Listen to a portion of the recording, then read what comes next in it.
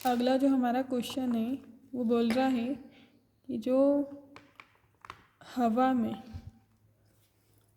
340 metre प्रति second के वेग से गतिमान 20 हर्ट्ज की ध्वनि तरंग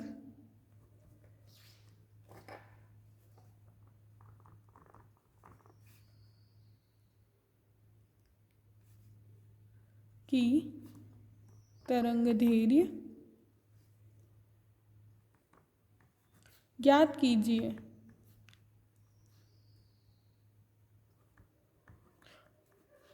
और साथ ही में एक स्टेटमेंट और पूछा है कि क्या ध्वनि तरंग की यह तरंगदैर्घ्य जल में समान होगी।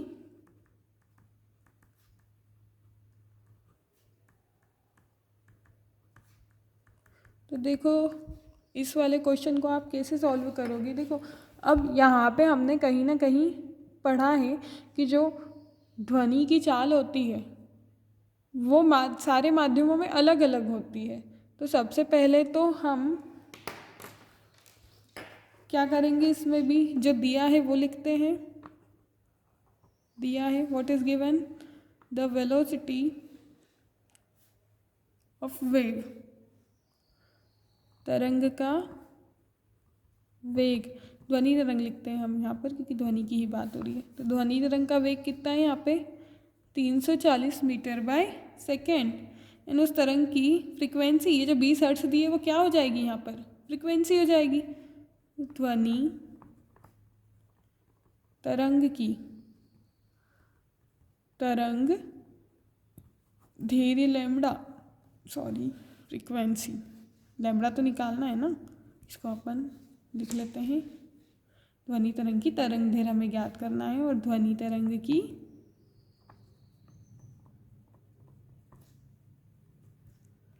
आवृत्ति ये हमें निकालना है, फ्रीक्वेंसी एफ। सॉरी बोलने में थोड़ा सा मिस्टेक हो गई है। ये हमें दिया हुआ है, कितना दिया है ये 20 हर्ट्ज। तो अगर आपको ये क्वेश्चन दिख रहा है कि यहाँ पे वेलोसिटी दी हुई है, वेवलेंथ निकालनी है एंड फ्रीक्वेंसी दी हुई है, तो मेरे अगर प्रीवियस वीडियो आपने देखे होंगे तो हमने कहीं ना कहीं एक रिलेशन पढ़ चुके हैं जिसमें हमने उस रिलेशन में बता चुके हैं आपको कि जो वेव की जो वेलोसिटी होती है वो क्या होती है, उसकी वेवलेंथ और फ्रीक्वेंसी का मल्टीप्लिकेशन होती है। ये रिलेशन मैंने आपको सॉल्व करवाया है। वेव वेलोसिटी किसी भी तरंग का तरंग वेग बराबर उसकी तरंग दैर्घ्य गुणित तरंग की आवृत्ति। तो अब इसको थोड़ा सा मॉडिफाई करके यहाँ से हम वेवलेंथ निकाल लेंगे। तो लैम्ब्डा क्या हो जाएगा, ये हो जाएगा वेलोसिटी के अपॉन में फ्रीक्वेंसी। ये इतना आसान क्वेश्चन है। अब नेक्स्ट हम क्या करेंगे, नेक्स्ट हम लैम्ब्डा निकालने के लिए v की value 340 metre by second, and इसको अगर मैं 20 सेकेंड इन्वर्स भी लिखूं तो कोई गलत नहीं लिख दिया मैंने यहाँ पर। तो यहाँ पे मैं लिख लेती हूँ, कितना हो जाएगा ये 20 सेकेंड इन्वर्स। तो शून्य से शून्य कैंसिल हो गया और ये कितना आ जाएगा 2 1 ज़ा 217। ये सेकेंड से सेकेंड कैंसिल हो जाएगा यहाँ पर। तो हमारा फाइनल आंसर क्या आया, लैम्ब्डा इक्वल टू 17 मीटर। तो ये तो हमारा आंसर आ गया, हमने निकाल लिया है उस ध्वनि तरंग की तरंग दैर्घ्य जो कि किसमें है, हवा में कितनी है 17 मीटर। अब उसका नेक्स्ट क्या पूछ रहा है, क्या वही ध्वनि तरंग जो है उसकी जो हमने तरंग दैर्घ्य निकाल दी है हवा में, वह पानी में भी सेम रहेगी क्या। तो इसका आंसर है क्या, नहीं। जल में इस तरंग का मान, इस तरंग की तरंग दैर्घ्य का मान लिखेंगे हम,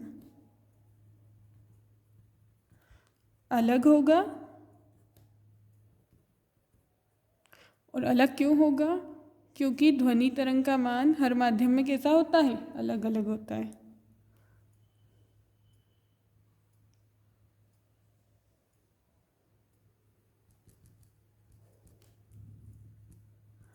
ध्वनि तरंग का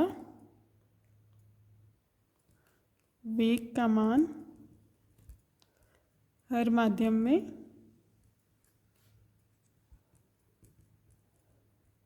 अलग होता है। तो इस टाइप से ही आपको नॉर्मल क्वेश्चन पूछे जाएंगे। यहाँ पे बस आपके थ्योरेटिकल जो कंसेप्ट है वो क्लियर होने चाहिए, तो आप इस तरीके के क्वेश्चंस को बहुत इजीली सॉल्व कर पाओगे। अगर आप थ्योरी अच्छे से नहीं पढ़ते हो तो आप बिल्कुल भी सॉल्व नहीं कर पाओगे। देखिए, न्यूमेरिकल सॉल्व करने के लिए आपको सबसे पहले थ्योरी आनी चाहिए, और थ्योरी के साथ साथ फॉर्मूला कहाँ पे कैसे रखते हैं हम, वो चीज़ हमें गेन होनी चाहिए, पता होनी चाहिए कि इस क्वेश्चन में ये कंसेप्ट लग रहा है और ये कंसेप्ट में ये थ्योरी थी और इस थ्योरी में ये वाले फॉर्मूले का यूज़ हुआ था। तो हमारे से न्यूमेरिकल जो है बहुत जल्दी बन जाते हैं, अदरवाइज़ हमें ये बहुत टफ लगते हैं। अगर ये वीडियो आपके लिए हेल्पफुल है तो प्लीज़ मेरा चैनल सब्सक्राइब कर दीजिए और मुझे फॉलो कर लीजिए।